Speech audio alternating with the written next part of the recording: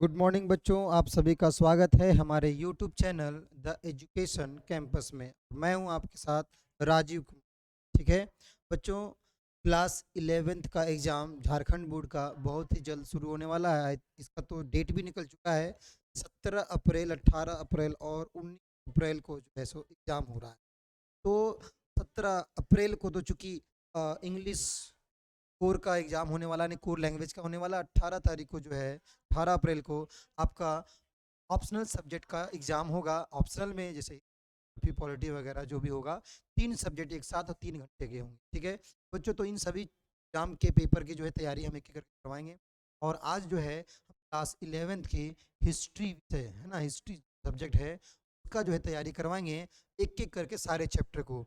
Chapter 1 जिसका नाम है समय की शुरुआत। ठीक है बच्चों, तो इसमें क्या है, एक एक करके बहुत सारे क्वेश्चन दिए हुए हैं जो इम्पोर्टेंट है, जिससे आने की बहुत अधिक संभावना है। उन सभी प्रश्नों को मैं यहाँ पे एक एक करके पूरा करवाऊंगा। ठीक है, चलिए स्टार्ट करते हैं। सबसे पहले ठीक है ना, क्वेश्चन एक एक करके देखते हैं। लिखा है कि प्रश्न नंबर 1, जैव उद्विकास के सिद्धांत का जनक किसे माना जाता है। जैव उद्विकास, ठीक है, जीवों का जो है विकास हुआ है कैसे, का सिद्धांत दिया गया है। और इसके सिद्धांत के जनक कौन है, तो क्या डार्विन है, वेस्लेस है, डेमार्क है या जॉन मार्शल। तो सही जवाब होगा डेमार्क। ठीक है बच्चों, प्रश्न नंबर 2 में चलते हैं। प्रश्न नंबर 2 कहता है कि आग का प्रयोग सर्वप्रथम किस मानव द्वारा किया गया। आग का प्रयोग सर्वप्रथम किस मानव के द्वारा किया गया। तो इसमें हम लिखेंगे, मतलब क्या होगा इसका आंसर, लिखा है ऑप्शन में नियंडरथल, रामापिथिकस, स्ट्रेलोपिथिकस या जाइगेंटोपिथिकस। तो सही जवाब होगा, आग का प्रयोग करने वाला जो मानव था वो था नियंडरथल मानव। ठीक है, प्रश्न नंबर 3 में चलेंगे। प्रथम दार्शनिक मानव किसे माना जाता है। तो प्रथम दार्शनिक मानव जो होता है, कह सकते हैं कि प्रथम दार्शनिक मानव जो है वो मतलब मानव के जैसा दिखने वाला मानव।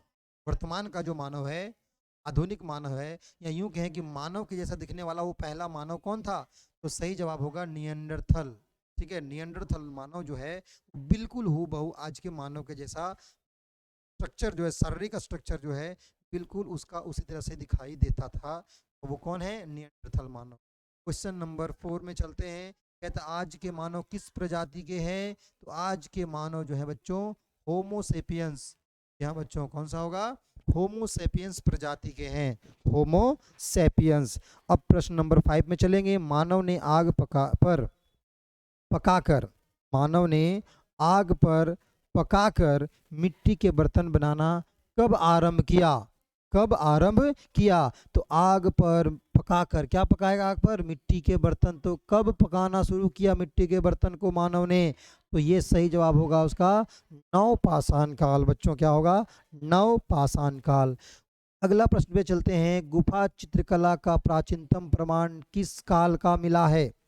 गुफा चित्रकला, देखिए जो आदि मानव लोग थे वो पहले ज़माने में वो अपनी भावनाओं को व्यक्त करते थे दीवारों में कुछ छाप करके। ठीक है, तो गुफाओं में जहाँ वो रहते थे, ठीक है, वो जंगली जानवरों से बचने के लिए और ठंड से बचने के लिए गुफाओं में जब वो रहते थे, तो सबसे पुराना प्राचीनतम जो प्रमाण मिलता है गुफा चित्रकला का, वो मिलता है हमें नवपाषाण काल का। बच्चों जी हाँ, ध्यान रखिएगा आप लोग, नवपाषाण काल का जो है सो गुफा चित्र मिलता है। आगे चलते हैं प्रश्न नंबर 7 में कि गुफा ये तो हो गया 7 में, निम्नलिखित में से किस देश से गुफा चित्र मिले हैं। ठीक है, गुफा चित्र जो है निम्नलिखित में से किस देश से मिले हैं, इंग्लैंड, जर्मनी, पुर्तगाल या फिर स्पेन। तो सही जवाब होगा बच्चों स्पेन। यहाँ पे देखिए ऑप्शन जो है सो ग और ग दोनों लिखा हुआ है, मैं इसको चेंज कर देता हूँ।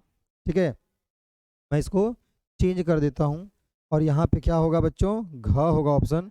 इसका सही जवाब क्या होगा, घ। इसका सही जवाब होगा घ। ठीक है, तो ये देखिए बिल्कुल सुधर गया है और इसका सही जवाब क्या होगा, अब स्पेन होगा। अगले प्रश्न पे चलते हैं कि नवपाषाण काल का आरंभ हुआ, नवपाषाण काल का आरंभ हुआ या आरंभ माना जाता है कब से, 6000 ईसा पूर्व, 7000 ईसा पूर्व, 8000 ईसा पूर्व या फिर 9500 ईसा पूर्व। तो बच्चों इसका सही जवाब होगा 7000 ईसा पूर्व में नवपाषाण काल का आरंभ माना जाता है। अगला प्रश्न चलेंगे। प्रश्न 9 पर। ठीक है, प्रश्न 9 में क्या कहता है कि मानव प्राणियों का प्रादुर्भाव यानी उद्भव, है ना, या अवतरित होना सर्वप्रथम कहाँ होता है? तो मानव सबसे पहले कहाँ प्रादुर्भाव हुआ, कहाँ पे आए सबसे पहले मानव? क्या अफ्रीका महाद्वीप, एशिया, यूरोप या फिर अमेरिका? तो सही जवाब होगा कि सबसे पहले मानव का जो प्रादुर्भाव हुआ वो होता है अफ्रीका में।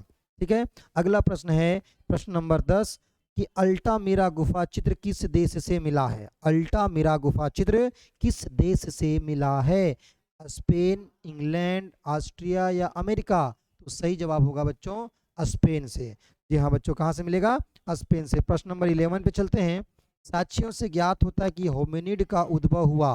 होमिनिड, देखिए आप जो एक चीज और बता देते हैं कि मानव, मतलब कह सकते हैं ना कि जो पहले बंदर से जब मानव हुआ तो हम अपना जो मानव किसको कह सकते थे? तो मानव का जो है जब वानर थे, ठीक है, वानर के बाद जब रूप बदला, जब वे दो पैरों पर खड़े होकर चलना शुरू किए, तो ऐसे प्रजाति को हमने कहा क्या? होमोनिड। क्या कहा बच्चों?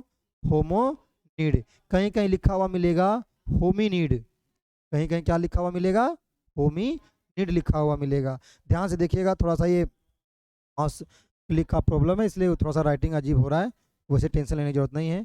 तो सबसे पहले मैं बता दूं आपको कि साक्ष्यों से जो ज्ञात होता है हमें कि होमिनिड का उद्भव कहाँ हुआ, तो इसका सही जवाब क्या होगा? अफ्रीका। जैसा कि कहा गया ना कि मानव का, प्राणियों का प्रादुर्भाव सर्वप्रथम अफ्रीका में हुआ, तो वो जो मानव प्राणी है उस मानव प्राणी को हम क्या बोलते थे?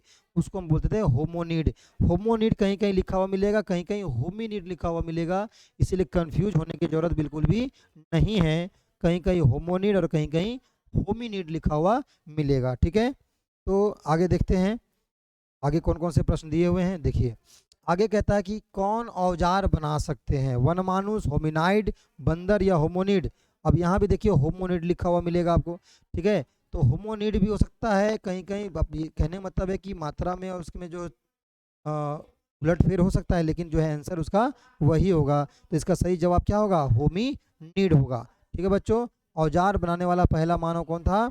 होमिनिड। इन्होंने शुरुआत किया, क्योंकि जब देखिए बंदर से जो अगला रूप होता है वो होता है होमिनिड का। होमिनिड में क्या होता है? उसका अवतारित होने का मतलब है कि वो दो पैरों से चलना शुरू कर देते हैं, जिससे उनका अगला का दो पैर जो होता है वो हाथ के रूप में वो फ्री हो जाता है और वो धीरे धीरे हाथ का रूप लेना शुरू कर देता है। ठीक है, तो औजार कौन बना सकता है? होमिनिड। इसका सही जवाब होगा ख। आगे चलते हैं। ठीक है, आगे चलते हैं क्वेश्चन नंबर 13 पे। क्वेश्चन नंबर 13 में क्या कहता है कि होमो लैटिन, देखिए आप यहाँ पे थोड़ा सा मिस्टेक है टाइपिंग में, लैटिन नहीं होगा बल्कि क्या होगा? लैटिना लिखा हुआ था, यहाँ पे होगा लैटिन। ठीक है, तो होमो जो है वो लैटिन भाषा का शब्द है जिसका अर्थ होता है, क्या होता है अर्थ? आदमी, पुरुष, स्त्री या बंदर? तो आप यहाँ पे बताइए, आदमी होगा इसका। क्या सही जवाब क्या होगा? आदमी। कहीं कहीं जो लिखा हुआ रहेगा मानव, कहीं कहीं क्या लिखा रहेगा? मानव। तो होमो का मतलब होता है ह्यूमन, ह्यूमन यानी कि मानव लिखा हो या फिर आदमी लिखा हो, तो इसका सही जवाब क्या होगा? का। क्वेश्चन नंबर 14 देखते हैं, कहता है ऑस्ट्रेलोपिथेकस की उत्पत्ति हुई यूनानी भाषा से, सुमेरी भाषा से, लैटिन भाषा से या घ 1 और 3? यूनानी और लैटिन भाषा से। तो इसका सही जवाब होगा ऑप्शन, ठीक है ना, 4 यानी घ। इसका आंसर है 1 और 3 दोनों, यानी यूनानी भाषा और लैटिन भाषा से। ठीक है, तो ये ध्यान रखिएगा। अगला प्रश्न जो है 15 कहता है 1859 में on the origin of species नामक पुस्तक किसने लिखी है?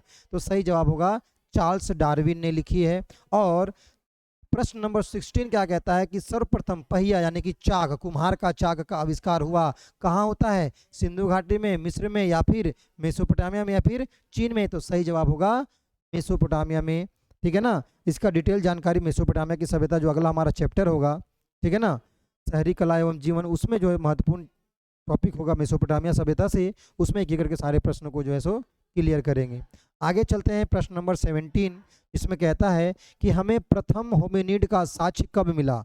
देखिए मानव का जो प्रादुर्भाव हुआ वो अफ्रीका से हुआ, ठीक है, लेकिन इसका प्रथम साक्ष्य हमें कब मिलता है? 5.6 मिलियन वर्ष पूर्व। देखिए ऑप्शन में या तो 5.6 मिलियन ईयर लिखा होगा, मिलियन वर्ष, या फिर 5.6 मिलियन को हम लोग बोलते हैं 56 लाख।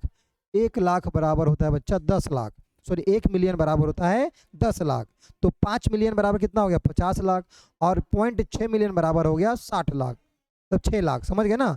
10 लाख 1 मिलियन बराबर कितना 10 लाख, 5 मिलियन बराबर 50 लाख और 0.6 मतलब हो गया 6 लाख। तो ये 50 और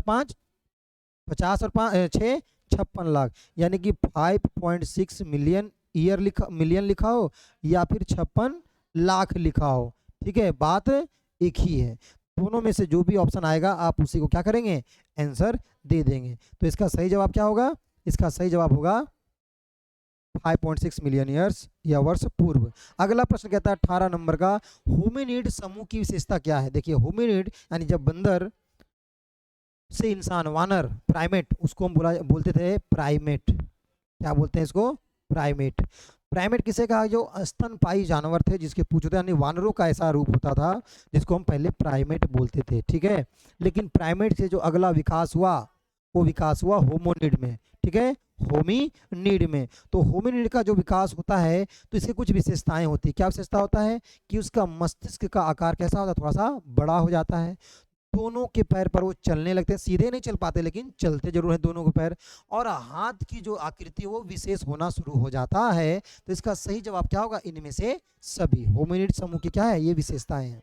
प्रश्न नंबर 19 क्या कहता है कि निम्नलिखित में से कौन सबसे पहला पाषाण औजार नहीं है, पाषाण काल का, पत्थरों के काल का।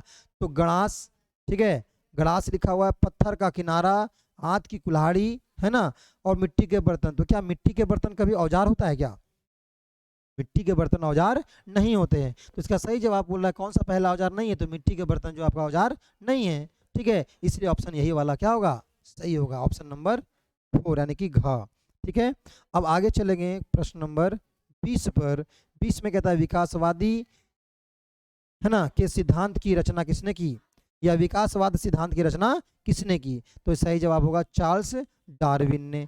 प्रश्न नंबर 21 पे चलें तो जीवों का ऐसा समूह, क्या कहता है, जीवों का ऐसा समूह जिसके नर और मादा मिलकर बच्चे पैदा कर सकते हैं और बाद में भी ये क्रम जारी रहता है, कहलाता है, क्या कहलाता है, क्या जीवाश्म कहलाता है, क्या होमिनिड कहलाता है, प्राइमेट्स कहलाता है, या स्पीसीज कहलाता है। तो इसका सही जवाब होगा घ, स्पीसीज, जिसको हम हिंदी में कहते हैं प्रजाति। एक ही प्रजाति के नर और मादा, ठीक है, मिलकर बच्चे पैदा कर सकते हैं, वो भी हूबहू अपने जैसा, ठीक है। मानव भी प्रजाति है, मानव में भी नर और मादा है, दोनों नर और मादा मिलकर ही अपने जैसा हूबहू एक जीव को क्या करते हैं, जन्म देते हैं, पैदा करते हैं, ठीक है। जब दो प्रजाति, देखिए अब नर अलग प्रजाति का और मादा अलग प्रजाति का, और दोनों अगर मिलकर चाहे बच्चा पैदा करना तो कभी जिंदगी में नहीं होगा, ठीक है। तो इसलिए इसे क्या कहते हैं, स्पीसीज यानी कि प्रजाति। इसका सही जवाब क्या होगा, ऑप्शन घ। आगे चलेंगे प्रश्न नंबर 22 पर। प्रश्न नंबर 22 में क्या कहता है कि मानव का प्रथम पालतू पशु कौन था। तो मानव का प्रथम पालतू पशु जो था वो था कुत्ता, ठीक है। सबसे पहले जो पहला पालतू पशु था मानव का वो था कुत्ता, ठीक है। प्रश्न नंबर 23 कहता है हाजदा लोग किस जानवर का शिकार नहीं करते। हाजदा जो एक समुदाय, एक समूह था, ठीक है, मानवों का क्या समूह था जो खास एरिया में रहा करते थे। वे लोग जो है सो हाथी का शिकार कभी नहीं करते थे, ठीक है। खरगोश, कछुआ, लकड़बग्गा का कर लेंगे लेकिन हाथी का नहीं करते थे। अगला प्रश्न है 24 नंबर का, ठीक है, कहता है किस युग में मानव खेती करना सीख लिया था। तो सही जवाब होगा नवपाषाण काल में मानव खेती करना सीख लिए थे, ठीक है। कब कर लिए थे, करना सीख लिए थे, नवपाषाण काल में। यानी कि मैं कहूँ तो नवपाषाण काल की शुरुआत कब से माना जाता है, 7000 ईसा पूर्व से।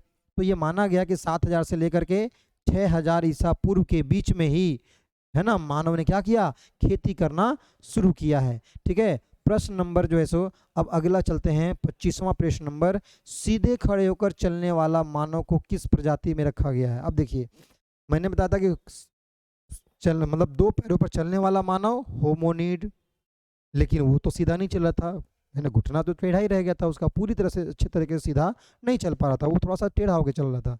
लेकिन सीधा खड़े होकर चलने वाला जो मानव है वो था कौन, होमो इरेक्टस। कौन था, होमो इरेक्टस, कहीं कहीं इरेक्टस लिखा हुआ मिलेगा। तो इसका सही जवाब होगा घ। प्रश्न नंबर 26 पे चलेंगे, ऑस्ट्रेलोपिथेकस का अर्थ क्या है।